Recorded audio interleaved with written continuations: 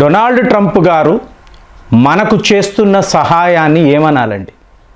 భారతీయులుగా మనము తరతరాలుగా గుర్తుపెట్టుకోవాలి. అంత గొప్ప సహాయము ఆయన మనకు చేస్తున్నారు. ఇంకా చెప్పాలంటే hail Donald Trump, hail Donald Trump అని మనం అనాలి. ఎన్ఆర్ఐలు అమెరికాలో ఉండేవాళ్ళు జెండాలు పట్టుకొని ట్రంప్ గారు మీరు చాలా గ్రేట్ అండి అని అనాలి. ఏంటంటే సడన్గా ఈయన్ని ఎందుకు మనం పొగడాలి అంటే అద్భుతమైన కారణాలు. ట్రంప్ గారు మనకు ఒక 50 ఏళ్ళకు కావలసిన ఆ హెల్ప్ అనేది చేస్తున్నారు. అంటే నెక్స్ట్ 50 ఇయర్స్ భారత్ ఎదగడానికి ఈయనే కీలకం.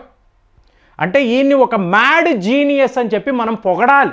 ఏంటండి అంతలాంటి సహాయం, మన మీద టారిఫ్ విధించాడు కదా, ద్వేషిస్తున్నాడు కదా, దట్ మోదీ అని చెప్పి మన ప్రధానమంత్రిని అవమానిస్తున్నాడు కదా, ఇలా చేస్తూ భారత్కి ఏంటి అతను చేసే సహాయం?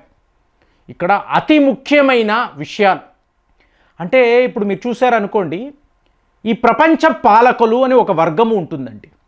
ఇప్పుడు వీళ్ళ ఆలోచనలు ఎలా ఉంటాయంటే, ఇప్పుడు అమెరికా జీడిపి ఎంత అంటే ఒక 32 ట్రిలియన్ అమెరికన్ డాలర్స్ అనుకోండి. ఈ ప్రపంచ పాలకులని ఎవరినైతే అంటున్నానో 200 ట్రిలియన్కి పైగా వీళ్ళ ఆస్తులు ఉంటాయి. కొన్ని ఫ్యామిలీస్, ఇప్పుడు మీకు సడన్గా ఒక మహాప్రళయం వచ్చింది, మానవ జాతి ఇప్పుడు డైనోసార్స్ లాగా మానవ జాతి కూడా నశించబోతుంది అన్నారు అనుకోండి, వీళ్ళు ఏం చేస్తారో చెప్పమంటారా? ప్రైవేట్ జెట్లు వేసుకొని నేరుగా ఇజ్రాయెల్కి వస్తారు. ఇజ్రాయెల్ యొక్క భూగర్భములో మీకు ఎలాంటి ఒక టనల్స్ ఉంటాయంటే, బంకర్స్ ఉంటాయంటే దానిని ఎవరు కూడా ఛేదించలేరు. అంటే ఎంత ప్రమాదం వచ్చినా వీళ్ళు అక్కడ సురక్షితంగా ఉంటారు. అలాగే స్విట్జర్లాండ్ ఆల్ప్స్ పర్వతాల అడుగున ఇలాంటి బంకర్స్ వీళ్ళకి ఉన్నాయి. సో వాళ్ళని వాళ్ళు కాపాడుకోవడానికి వాళ్ళు ఈ స్థాయికి వెళతారు. సో ఇలా వీళ్ళు ఉంటారు. ఇప్పుడు ట్రంప్ గారు ఏం చేస్తున్నారు అంటే, ఏంటండి వీళ్ళు బోడి డీప్ స్టేట్ ఏంటి? ఆ డీప్ స్టేట్నే నేను పడగొడతాను. కుదురుతుందా? 400 ఏళ్ల నుంచి మేము ఈ ప్రపంచాన్ని పరిపాలిస్తున్నాం అంటున్న వాళ్ళను డొనాల్డ్ ట్రంప్ తన సెకండ్ టర్మ్లోనే ప్రశ్నిస్తున్నాడు. మీరు చూడండి, ఫస్ట్ టర్మ్లో భారత్కు చాలా సపోర్ట్గా ఉన్నాడు. మీకు సెకండ్ టర్మ్ వచ్చేటప్పటికి మనకి శత్రువు కాదు, ఇతను ప్రపంచంలో ఉండే అతి ముఖ్యమైన దేశాలనంతా కూడా తన శత్రు దేశముగా ప్రకటిస్తున్నాడు. అవునా? ఇందులో డీప్ స్టేట్ కూడా ఉందండి. మీరు మొన్న విన్నారో లేదో, ఇజ్రాయెల్ వాళ్ళు ఈ అమెరికా యొక్క ప్రభావం నుంచి మేము బయటపడబోతున్నాము, మాకు అమెరికా బిగ్ బ్రదర్ కాదు, మాది ఒక స్వతంత్ర దేశము, ఏంటి గాజాని ఆక్యుపై చేసుకోవాలని ఇజ్రాయెల్ వాళ్ళు అనుకున్నారు. ఇవాళ ఈయన ఏమంటున్నాడు? గాజా యొక్క పాలకుడిని నేనే. సో ఇది డీప్ స్టేట్కి నచ్చదు. వాళ్ళ యొక్క రూలింగ్ని నువ్వు ప్రశ్నించకూడదు. చెప్తున్నా కదా, వీళ్ళు లోక పాలకులండి.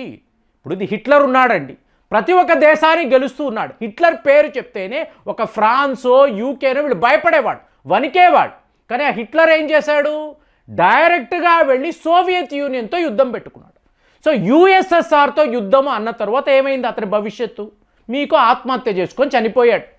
సో మీరు తెలుసుకోవాలి, ట్రంప్ యొక్క పిచ్చి ఏ స్థాయిలో ఉందంటే, డీప్ స్టేట్నే నేను ప్రశ్నిస్తున్నాను, అసలు వాళ్ళ మూలాలనే నేను కదుపుతున్నాను అంటే వాళ్ళు ఊరుకోరు కదా. కాబట్టి ఇవాళ ఇజ్రాయెల్ మెల్లమెల్లగా అమెరికా నుంచి దూరం అవుతున్నారు. సో ఇప్పుడు వీళ్ళు రష్యా వద్దకు వెళ్ళలేరు, చైనా అంటే అసలే వీళ్ళకి నచ్చదు. ఫైనల్గా ఏంటండి, మన భారత్ వైపే 78,000 కోట్ల రూపాయలు మీకు జాయింట్ వెంచర్ అనండి, డిఫెన్స్ ప్రొక్యూర్మెంట్ అనండి, R&D అనండి, వీళ్ళు భారత్తో కలిసి పెద్ద ఇండస్ట్రీస్, డిఫెన్స్ రంగానికి సంబంధించిన ఆయుధాలు, టెక్నాలజీ ఇదంతా ఇవాళ వీళ్ళు భారత్కి ట్రాన్స్ఫర్ చేశారు, ఇక్కడే పెట్టబోతున్నారు. ఏకంగా ఇది ఒక మెగా డీల్. అంటే డీప్ స్టేటే భారత్కు ఫేవరబుల్గా ఉంది అనేది మనం మాట్లాడుకోవాలి. ఇజ్రాయెల్ మన వైపు ఉంటే వీళ్ళందరూ కూడా యూదులే కదండి, జూయిష్ పాపులేషన్. సో వాళ్ళు ఏమంటారు? We are the chosen by the god, chosen people by the god. ఆ భగవంతుడు మమ్మల్ని ఎంచుకున్నాడు, ప్రపంచాన్ని పరిపాలించండి అన్నారు. వాళ్ళే ఇవాళ భారత్ వైపు వస్తున్నారు అనుకోండి. సూచనలు క్లియర్గా కనిపిస్తున్నాయి కదా. సో ఇజ్రాయెల్ ఇలాగ మన వైపు రావడము అనేది, దీనికి కారణం ఎవరు? మిస్టర్ డొనాల్డ్ ట్రంప్, ఒక మ్యాడ్ జీనియస్. అంటే వరల్డ్ ఆర్డర్ అని ఒకటి ఉంటుందండి. మీకు హైరార్కీ ఉంటుంది, ఎవరు ఎక్కడ ఎలా ఉండాలి.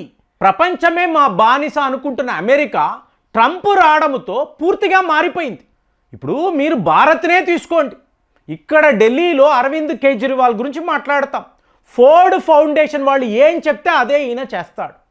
ఇప్పుడు 2008లో ముంబై దాడులండి, అమెరికా వాళ్ళు ఒక ఫోన్ కాల్, మీరు పాకిస్తాన్ మీద దాడులు చెయ్యకూడదు, ఆగిపోతాం. వాళ్లకు మించి మనం ఏం చేయలేం. ఇవాళ ఉందా? ఎవడు చెప్పినా మనం వినం, మనకు తోచిందే మనం చేస్తాం. అలాంటి భారత్తో ఇజ్రాయెల్ వాళ్ళు కలవడము, డీప్ స్టేట్ మనతో ఉంది. దీనికి కారణం ఎవరు? డొనాల్డ్ ట్రంప్ అనబడే మ్యాడ్ జీనియస్. ఇక రెండో విషయాన్ని చూశారనుకోండి, యూరోప్ యూనియన్ వాళ్ళు, ఐరోపా వాళ్ళు, మేమే ఉన్నత జాతి, సో మా ముందు అంటే మాది పూల తోట, భారత్ లాంటి దేశాల అడవులు, క్రూర మృగాలు ఉంటాయి, మేము చెప్తున్నాము మీరు వినండి. ఇది కదండి వీళ్ళ యాటిట్యూడే అదే. తెల్లగా ఉంటాము కాబట్టి తెల్లవాడు ఏం చెప్పినా అదే కరెక్టు, ఇలాంటి ఒక భావన. ఇవాళ ఏమంటారు, మీరు మా గురువులు, అసలు మీ ఆచార వ్యవహారాలు, మీ వద్ద ఉండే అస్త్ర శస్త్రాలు చూడడానికే అద్భుతంగా ఉంది. వాళ్ళు వస్తున్నారు, మనం వెళ్ళడం లేదండి. ఒక యూకే తప్ప, యూకేకి మోదీ గారు పరిగెట్టుకొని వెళ్ళాడు. ఎందుకు? చెప్పడానికి నీ టర్ఫ్లో నీ దేశానికి వచ్చి ఇంత పెద్ద పని చేసేసి నేను వెళతానని ప్రూవ్ చేయడానికి ఈయన వెళ్ళాడు. కానీ యూరోప్ యూనియన్ మన దేశానికి వచ్చారు, ఇక్కడికి వచ్చారు వీళ్ళ నాయకులు. మనల్ని చూసి మీరు ఒక అద్భుతం అండి. ఎందుకు? అమెరికా వాడు వాళ్ళు ఏంటో చూపించాడు, డొనాల్డ్ ట్రంప్ చూపించాడండి. యు ఆర్ నథింగ్, మీ నాటో అనేది నేను లేకుండా జీరో. యూఎన్ ఏంటండి, బోడీ యూఎన్, ట్రంప్ యూఎన్ పెడతాడు. మీ మీద నేను ఇంత టారిఫ్ విధిస్తే మీరు కుప్పకూలిపోతారు. ఇదే యూరోప్ యూనియన్. మీరేం మాట్లాడకండి నా ముందు, మీరు నా బానిసలు. ట్రంప్ ప్రూవ్ చేశాడు. మార్గం ఏమిటి? ఏమీ లేదు. రష్యా శత్రుదేశము, చైనా వద్దకు వెళ్ళారు, ఎటువంటి రెస్పెక్టు లేదు. వీళ్ళందరూ పనిగట్టుకొని భారత్కు వచ్చారు. ఇక్కడ కూడా డిఫెన్స్ ఒప్పందాలే. చూడండి, ఫస్ట్ డిఫెన్స్ ఒప్పందం అవుతుంది, తరువాతే ట్రేడ్ అనేది మాట్లాడతారు. యావత్ యూరోప్ యూనియన్ ఇవాళ మనల్ని విశ్వగురువుగా భావిస్తున్నారు. చేసి చూపించామా లేదా? ఎవరు కారణమండి? Mister Donald Trump. ఈయన వల్లే, ద మ్యాడ్ జీనియస్. ఇంకా మూడవ విషయానికి వచ్చారు అనుకోండి, కెనడా.